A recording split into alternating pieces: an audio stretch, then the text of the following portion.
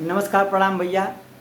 आज जौन देश के हालात बा, सिचुएशन बा, आज जौन लइका पढ़ लिख के इधर उधर घूमत हवन, आज जौन ये महंगाई बेरोजगारी छौले बा, हमारे उत्तर प्रदेश के माननीय मुख्यमंत्री आदित्यनाथ योगी जी के ई राज में भइल बा। 10 साल राज कैले हवन। ई का कैले हवन, इनकर जौन बखान बा ये हम थोड़ा सा गीत के माध्यम से प्रस्तुत करते हैं।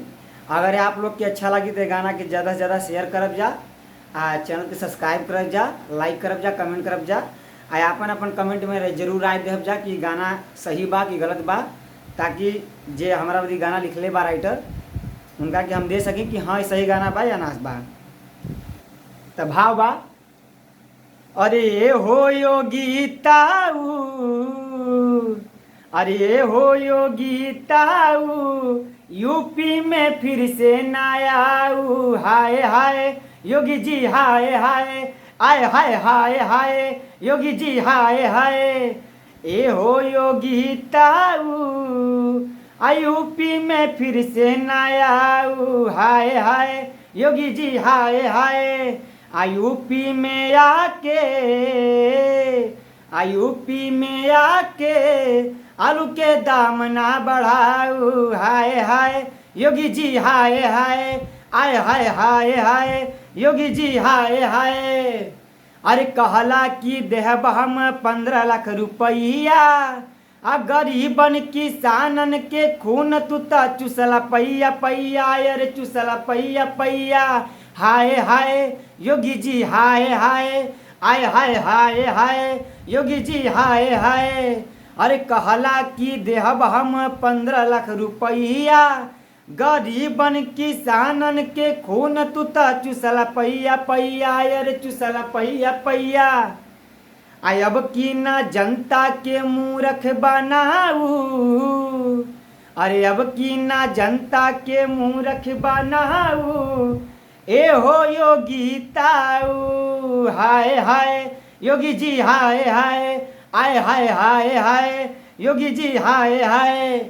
ए हो योगी ताऊ, अरे ए हो योगी ताऊ, यूपी में फिर से ना आऊ, हाय हाय योगी जी हाय हाय, यूपी से बाए बाए, आय हाय हाय हाय। यूपी में आके आटा के दाम ना बढ़ाऊ, हाय हाय योगी जी हाय हाय, आय हाय हाय हाय योगी जी हाय हाय। यूपी में आके सिलेंडर के दाम ना बढ़ाऊ, हाय हाय योगी जी हाय हाय, आय हाय हाय हाय योगी जी हाय हाय। ए हो योगी ताऊ, यूपी में फिर से ना आऊ, हाय हाय, आय हाय हाय हाय योगी जी हाय हाय, यूपी से बाए बाए। यूपी में आके पेट्रोल के दाम ना बढ़ाऊ, हाय हाय योगी जी हाय हाय, आय हाय हाय हाय यूपी से बाए बाए, आय हाय हाय हाय योगी जी बाए बाए। देशवा के पढ़ल लिखल लोगवा, ई दुलाइन हमरे मोदी चाचा खातिर बा। अरे हो मोदी चाचा, ई कैसन सरकार हो गई, ए हो मोदी चाचा, ई कैसन सरकार हो गई, सरकार हो गई लइका बेरोजगार हो गई। अरे ए हो ए हो ए हो, अरे हो मोदी चाचा, ई कैसन सरकार हो गई। देशवा के पढ़ल लिखल लोगवा, गांव के कुत्ता बिलार हो गई। अरे हाय हाय मोदी जी हाय हाय, आय हाय हाय हाय मोदी जी हाय हाय। कहला कि गौ हमर माता हई, कसैयन से 250 करोड़ का चंदा तू लेहला, अरे सरमोना कैला, भारत के बेच गईला, भारत के बेच गईला।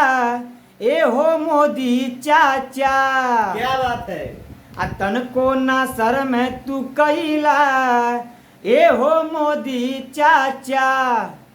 40 जवानन के जान ले गईला, ए हो मोदी चाचा। पैसा के लालच में, अरे पैसा के लालच में कितना माई बहिन के गोदिया उजड़ला, ए हो मोदी चाचा।